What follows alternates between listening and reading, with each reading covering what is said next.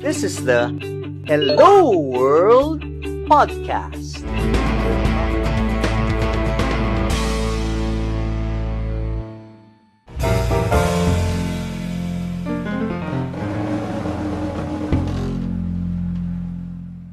How did you deal with all of those frustrations? I always like to think that there is a reason why these people are thinking this way. Mm-hmm. I always like to, if there's somebody who doesn't agree with me, or if there's somebody who has a different viewpoint, I always try to put myself in their shoes and try to understand the reason why they have that thought process or they have a different viewpoint. And by, putting myself in their shoes, it puts me in a much better position to discuss and share with them the reasons why I think the way we're taking the organization is indeed the right place to take it. By having them understand that, yes, I understand where they're coming from, and by starting from a place of commonality, we're then able to have a more constructive and better discussion as we take the discussion forward.